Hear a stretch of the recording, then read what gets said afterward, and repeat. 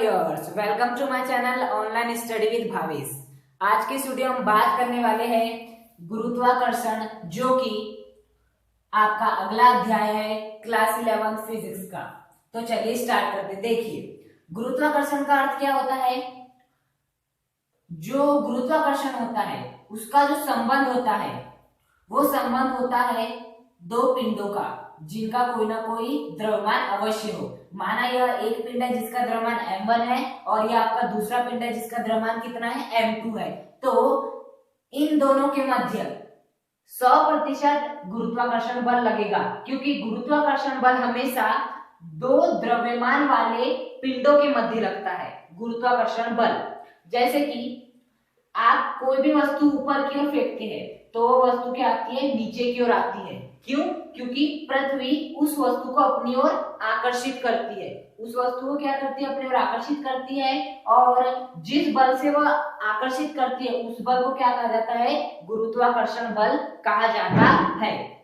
अब बात आती है कि इसमें दो द्रव्यमान कैसे आ गए। तो इस वस्तु का कुछ ना कुछ द्रव्यमान होगा, वो मान लेते हैं m1 है, इसका द्रव्यमान 10 किलो हो सकता है, आपका 5 किलो हो सकता है, 2 किलो हो सकता है, कुछ ना कुछ हो सकता है। और पृथ्वी का भी कोई ना कोई द्रव्यमान अवश्य होता है। तो यहाँ पे पृथ्वी का भी एक द्रव्यमान है और आपके इस पिंड का भी कोई ना कोई द्रव्यमान है।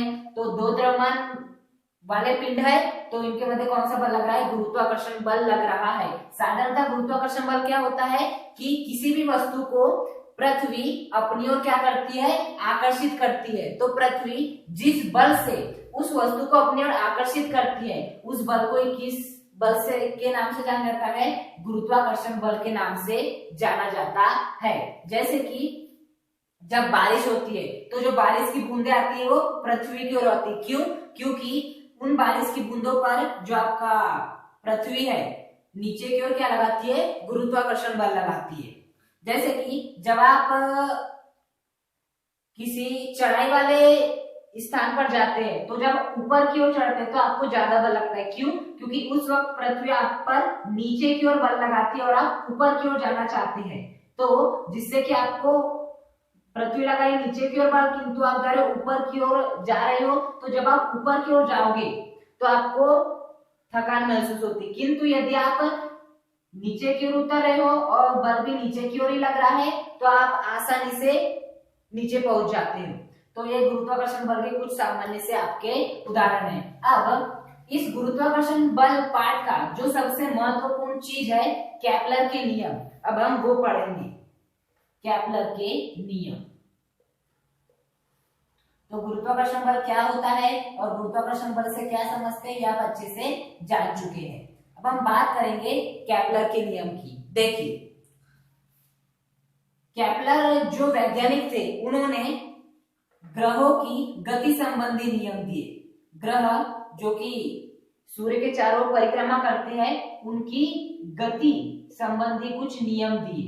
उन्हीं नियम को हम क्या कहते हैं, केपलर के नियम कहा जाता है। तो केपलर ने किस वजह से अपने नियम दिए, ग्रहों की गति को समझाने के लिए कुछ नियम दिए, जिन्हें हम केपलर के नियम कहा जाता है। और केपलर ने कितने नियम दिए, आपके 3 नियम दिए। केपलर ने आपके कितने नियम दिए, 3 नियम दिए, और इन तीनों नियमों को हम बारीकी से आज हम समझने वाले हैं। तो आपका प्रथम नियम,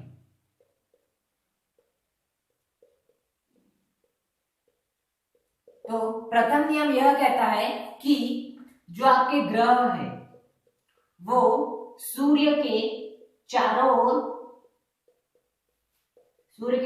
ओर दीर्घ वृत्ताकार, ये शब्द बहुत महत्वपूर्ण है, दीर्घ वृत्ताकार मार्ग में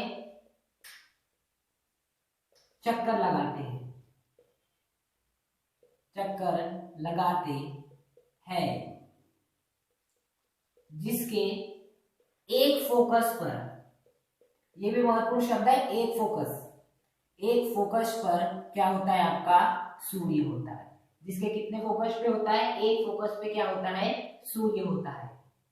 देखिए, प्रथम नियम यह कहता है कि जो भी ग्रह, कितने ग्रह भी हमारे सौरमंडल में 8 ग्रह हैं, तो जितने भी ग्रह हैं वे सूर्य के चारों ओर दीर्घ वृत्ताकार मार्ग में, कौन से मार्ग में, दीर्घ वृत्ताकार मार्ग में चक्कर लगाते, जिसके एक फोकस पे क्या होता है, सूर्य होता है। जहां जहां अंडरलाइन किया है वो आपका मुख्य पाठ है।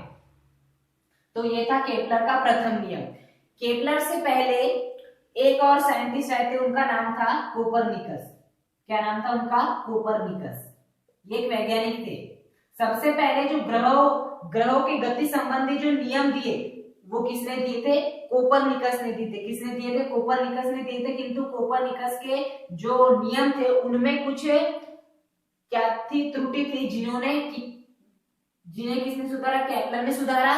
और उनके नियम को हम साधारणतः पढ़ते हैं, किंतु केपलर से भी सबसे पहले किसने द्रव की गति संबंधी नियम प्रस्तुत किए थे? कोपरनिकस ने प्रस्तुत किए थे। कोपरनिकस ने कहा था कि जो ग्रह होते हैं वे सूर्य के चारों ओर वृत्ताकार मार्ग में चक्कर लगाते हैं। कौन से मार्ग में चक्कर लगाते हैं? वृत्तीय मार्ग में। अर्थात जो होता है इनके अनुसार, कोपरनिकस के अनुसार, ये हो गया आपका एक वृत्त, ये हो गया आपका क्या? वृत्त। और इस वृत्त के केंद्र पर क्या स्थित होता है? आपका सूर्य स्थित होता है। और ग्रह इसकी ओर ऐसे चारों क्या लगाते रहता है? चक्कर लगाते रहता है। चारों क्या लगाते रहता है? चक्कर लगाते रहता है। और कोपरनिकस ने एक और बात की थी कि जब ये चक्कर लगाता है तो इसका जो वेग होता है वो क्या होता है? आपका नियत होता है। जबकि वेग कैसा होता है? नियत होता है। ये उन्होंने कहा था, कोपरनिकस ने कहा था कि ग्रह सूर्य के चारों ओर वृत्ताकार मार्ग में चक्कर लगाते हैं तथा जो सूर्य रहता है उसके केंद्र पर स्थित होता है। और जो ग्रह का जो वेग होता है वो कैसा होता है? नियत होता है। किंतु जब केपलर ने इसका अध्ययन किया तो उन्होंने क्या पाया कि जब बहुत सारे जानकारी हमारे सामने प्रस्तुत हुई तो ये पाएगा कि जो सूर्य रहता है, सूर्य के जो चारों ओर जो ग्रह चक्कर लगाते हैं, ये तो बात सत्य थी कि ग्रह सूर्य के चारों चक्कर लगाते हैं, किंतु वे जो ग्रह रहते हैं वे वृत्ताकार मार्ग में चक्कर नहीं लगाते, अपितु कौन से मार्ग में चक्कर लगाते हैं? दीर्घ वृत्ताकार मार्ग में चक्कर लगाते हैं। कौन से मार्ग में लगाते हैं? दीर्घ वृत्ताकार मार्ग में चक्कर लगाते हैं। पहली ये त्रुटि हो गई कोपरनिकस के नियम की। दूसरी नियम की हो गई कि इन्होंने बोला था कि सूर्य कहाँ स्थित रहता है? उसके केंद्र पर स्थित रहता है, जबकि ऐसा नहीं है। क्योंकि यदि आप दीर्घ वृत्ताकार की बात करो तो आपका दीर्घ वृत्त कुछ ऐसे होता है। ये होता है आपका दीर्घ वृत्त और इसके होते हैं दो फोकस होते हैं। एक होता है ये वाला फोकस, एक होता है ये वाला फोकस, और ये होता है इसका केंद्र। तो सूर्य कभी भी यहाँ स्थित नहीं होता, केंद्र में कभी स्थित नहीं होता। वो या तो यहाँ उपस्थित होगा या यहाँ उपस्थित होगा। तो इन्होंने बोला कि जो आपका कोपरनिकस ने कहा कि सूर्य आपके केंद्र में स्थित होता है, जबकि क्या होता है? जबकि वो उसके एक फोकस पे सूर्य स्थित होता है, या तो वो ये वाले फोकस पे स्थित होगा या तो ये वाले फोकस पे स्थित होगा, लेकिन कभी भी केंद्र पर स्थित नहीं होगा। ये हो गए इनके दूसरे नियम, ये हो गए इनके नियम जो इन्होंने दिया था उसकी कमी। और तीसरा था आपका वेग नियत होता है, जबकि जब आपका जो रहता है, जो भी ग्रह सूर्य के चारों चक्कर लगाता है, तो उसका वेग नियत नहीं रहता है। हाँ, क्षेत्रीय चाल नियत रहती। क्या रहती है? क्षेत्रीय चाल नियत रहती है, लेकिन कभी भी आपका वेग नियत नहीं रहता है। कभी भी वेग नियत नहीं रहता। इसलिए जो कोपरनिकस के जो ग्रह संबंधी गति के नियम थे उन्हें हम नहीं पढ़ा करते हैं। हालांकि सबसे पहले जो ग्रह संबंधी नियम प्रस्तुत किए थे उन वैज्ञानिक का नाम क्या था? कोपरनिकस था। किंतु इनके सिद्धांत में बहुत सारी त्रुटियां थी, तो हम इनके नियम को नहीं पढ़ते हैं। हम किनके नियमों को पढ़ते हैं? हम पढ़ते हैं आपके केपलर के नियम के। और केपलर ने प्रथम नियम क्या दिया कि जो ग्रह रहते हैं वे सूर्य के चारों दीर्घ वृत्ताकार मार्ग में, तो ये हो गया आपका दीर्घ वृत्ताकार मार्ग। और इसका ये पहला फोकस, ये रहा दूसरा फोकस, और ये रहा इसका केंद्र। हम मान लेते हैं सूर्य आपका यहाँ स्थित है, सूर्य यहाँ स्थित है, और ये आपका जो है आपका जो ये आपका ग्रह है वो क्या लगा रहा है? सूर्य के चारों दीर्घ वृत्ताकार मार्ग में चक्कर लगा रहा है, जिसके एक फोकस पर, या तो यहाँ भी रह सकता है यहाँ भी रह सकता है, पर सूर्य होता है। ये था आपका केपलर का प्रथम नियम। अब हम बात कर लेते हैं द्वितीय नियम के बारे में। केपलर ने जो आपको द्वितीय नियम दिया था, केपलर का जो द्वितीय नियम था वो क्या कहता है? केपलर का जो द्वितीय नियम था वो कहता है कि सूर्य व ग्रह को मिलाने वाली रेखा, सूर्य और ग्रह को जो भी रेखा मिलाती है, जैसे कि यहाँ ये हो गया सूर्य, ये होगा ग्रह, इसको मिलाने वाली रेखा ये होगी, को मिलाने वाली रेखा समान समय अंतराल में, समान समय अंतराल में समान क्षेत्रफल तय करती है। क्या करती है? समान क्षेत्रफल तय करती है। समान समय अंतराल में समान क्षेत्रफल तय करती है। तो यह था आपका केपलर का द्वितीय नियम कि सूर्य और ग्रह को जो मिलाने वाली रेखा होगी वह समान समय अंतराल में आपका समान क्षेत्रफल तय करती है। इसे हम यहां समझने का प्रयास करते हैं कि ये वास्तव में क्या है। देखिए, ये हो गया आपका दीर्घवृत्त, ये हो गया क्या है आपका दीर्घवृत्त, और इसके फोकस पे क्या स्थित होगा? यहाँ सन स्थित होगा। हालांकि दो फोकस होते हैं किंतु हम एक ही फोकस पे यहाँ सूर्य मान रहे हैं, और यहाँ है आपका क्या? ग्रह है। यहाँ क्या है? आपका ग्रह है। अब नियम क्या बोलता है कि सूर्य और ग्रह को मिलाने वाली रेखा, तो ये हो गई सूर्य, ये हो गया ग्रह, और इनको मिलाने वाली रेखा ये वाली। ओके, ये हो गया सूर्य, ये हो गया ग्रह, इनको मिलाने वाली रेखा समान समय अंतराल में समान क्षेत्रफल तय करती है। तो इसको और इसको मिलाने वाली जो दूसरी रेखा होगी वो कुछ इस प्रकार से होगी। ओके, तो माना जो आपका सूर्य और ये हो गया ग्रह, और जो है इतना क्या हो गया? आपका समय अंतराल हो गया। जो आपका इतना हो गया, क्या हो गया? आपका इतना क्षेत्र है, और जो सूर्य था अभी टी समय, जब समय कितना था आपका? मान लेते समय कुछ देर पहले आपका जो ग्रह था वो यहाँ स्थित था, और कुछ समय पश्चात माना आपका ग्रह कहाँ पहुंच गया? यहाँ पहुंच गया। तो इस ग्रह और सूर्य को मिलाने वाली रेखा कौन सी होगी? ये वाली होगी। इस ग्रह और सूर्य को मिलाने वाली रेखा ये वाली होगी, और कुछ समय पश्चात आपका ग्रह यहाँ पर पहुंच गया, तो इसको मिलाने वाली रेखा कौन सी होगी? ये होगी। अब यहाँ पे आपको कितना समय लगा? टी समय ही लगा। मतलब कि इतना क्षेत्रफल तय करने में भी आपको कितना समय लगा? टी समय लगा। इतना क्षेत्रफल भी तय करने को आपको कितना समय लगा? टी समय लगा। और इतना क्षेत्रफल को भी तय करने में आपको कितना लगा? टी समय ही लगा। यहाँ क्या लगा? हमें टी समय ही लगा। तो द्वितीय नियम यह कहता है कि सूर्य और ग्रह को जो मिलाने वाली रेखा, ये हो गया सूर्य और ये हो गया आपका ग्रह को मिलाने वाली जो रेखा है वो समान समय अंतराल, देखो यहाँ भी टी समय है, यहाँ भी टी समय, यहाँ भी टी समय है, तो वो समान क्षेत्रफल तय करेगी। तो यहाँ का जो आपका क्षेत्रफल आएगा, इतने भाग का जो क्षेत्रफल आएगा, इतने भाग का जो क्षेत्रफल आएगा, और इतने भाग का जो क्षेत्रफल आएगा, और ये वाले भाग का जो क्षेत्रफल होगा वो सदैव क्या होगा? आपस में बराबर होगा। अर्थात इसका जो क्षेत्रफल होगा वही क्षेत्रफल इसका होगा, और वही क्षेत्रफल इसका होगा। ये नियम का कहना ये है। यदि आपका जो समय है वो कैसा है? आपका समान है, चाहे दूरी कैसी भी हो। जैसे यदि हम यहाँ बात करें तो यहाँ से सूर्य और पृथ्वी की दूरी, सॉरी सूर्य और ग्रह की दूरी कितनी है? ज्यादा है। यहाँ कम हो गई, यहाँ क्या हो गई? कम हो गई। दूरी तो कम होते जा रही सूर्य से पृथ्वी की, लेकिन यदि आपका अंतराल समान है तो जो आपका क्षेत्रफल है वो भी कैसा होगा? समान होगा। तो यही था आपका केपलर का द्वितीय नियम। सूर्य और ग्रह को मिलाने वाली रेखा समान समय अंतराल में समान क्षेत्रफल तय करती है। अर्थात जो आपकी क्षेत्रीय चाल होती है, क्या जो क्षेत्रीय चाल होती है वो कैसी रहती है? आपकी नियत रहती है। जो क्षेत्रीय चाल मतलब कि इतने क्षेत्रफल को तय करने में जो भी चाल चलती है उसे क्या कहते हैं? क्षेत्रीय चाल। जो आपकी क्षेत्रीय चाल रहती है वो कैसी रहती है? आपकी नियत रहती है। यह है आपका केपलर की गति का द्वितीय नियम।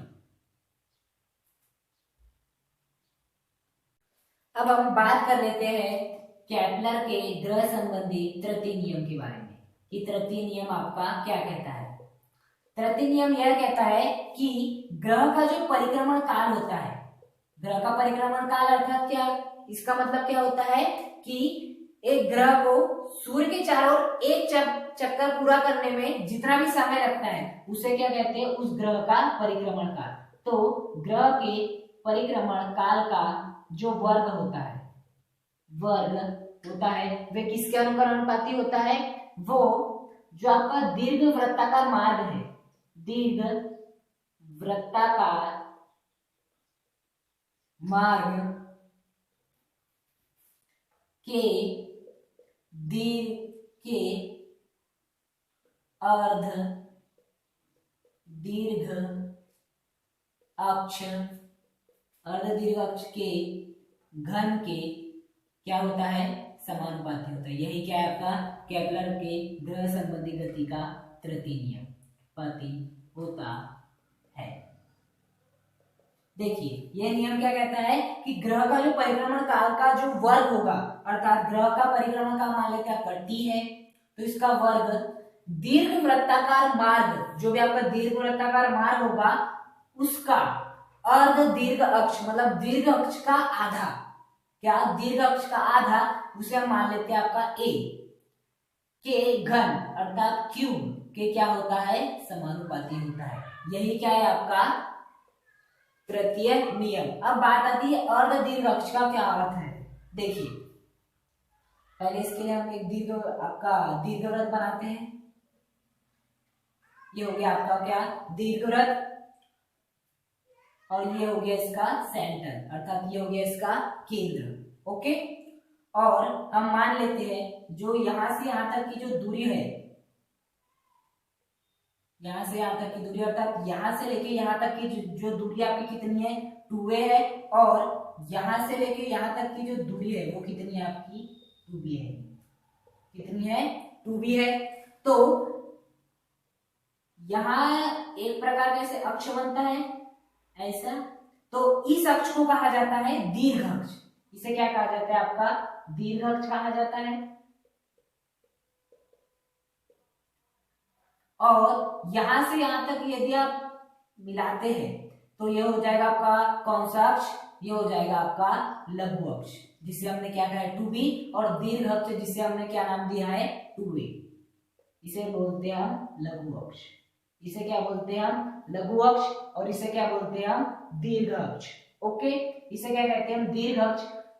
तो ये पूरा है आपका दीर्घ अक्ष। तो अर्ध दीर्घ अक्ष क्या होगा, अर्ध दीर्घ अक्ष का अर्थ होता है कि दीर्घ अक्ष का आधा, अर्थात ये हो गया आपका दीर्घ अक्ष, तो इसका आधा क्या होगा, इसका आधा होगा यहाँ तक का पार्ट, ये होगा आधा या तो यहाँ तक का पार्ट।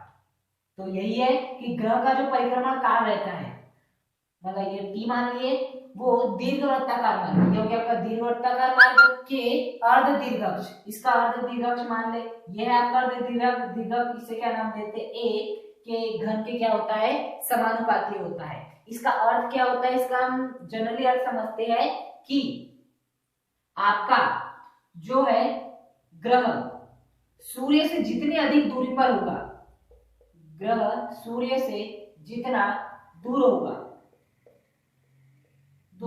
होगा परिक्रमण काल उतना ही ज्यादा होगा। इस नियम का मतलब ये है परिक्रमण काल उतना ही ज्यादा होगा, उतना ही क्या होगा आपका ज्यादा होगा। मतलब ग्रह सूर्य से जितना अधिक दूर होगा, देखिए मान लेते हैं दो परिस्थिति आपके सामने, ये हो गया एक, ये हो गया दूसरा। अब यहाँ पर सूर्य स्थित है और यहाँ पर सूर्य स्थित है। अब जो आपका ग्रह है वो इस बार यहाँ स्थित है और आपका ग्रह यहाँ स्थित है। अब परिक्रमण काल मतलब ये यहाँ था, जब ये एक पूरा चक्कर लगा के वापिस यहाँ आ जाएगा तो इसका एक परिक्रमण काल होगा। इसी प्रकार जब ये पूरा चक्कर लगा के यहाँ आ जाएगा तो इसका एक परिक्रमण काल हो जाएगा। तो उसे हमने कितना मान लिए टी मान लिए है। इसका अर्ध दीर्घ अक्ष क्या होगा, इतना होगा इसका अर्ध दीर्घ अक्ष, इतना होगा इसका, इतना होगा अर्ध दीर्घ, इसका अर्ध दीर्घ इतना होगा, और इसका अर्ध दीर्घ अक्ष कितना होगा आपका, इतना होगा। इसका अर्ध दीर्घ अक्ष आपका इतना होगा। अब इसके अर्ध दीर्घ अक्ष जो है छोटा है या इसका है, और वैसे बात है इसका दीर्घ अक्ष छोटा है, तो इसे एक चक्कर लगाने में भी कितना समय लगेगा, कम समय लगेगा। अर्थात अर्ध दीर्घ अक्ष छोटा, ये देखो बहुत छोटा है, तो आपका परिक्रमण काल भी बहुत ही कम लगेगा, जो कि लगेगा समझ आ रहा है। जबकि यहाँ देखिए अर्ध दीर्घ अक्ष जो है आपका, ये तो हो गया पूरा दीर्घ अक्ष, लेकिन ये आपका अर्ध दीर्घ अक्ष, तो देखिए यहाँ अर्ध दीर्घक का ज्यादा है, अर्थात अर्ध दीर्घक ज्यादा है, तो बताइए इसे एक चक्कर अर्थात परिक्रमण काल भी कैसा मिलेगा, ज्यादा मिलेगा।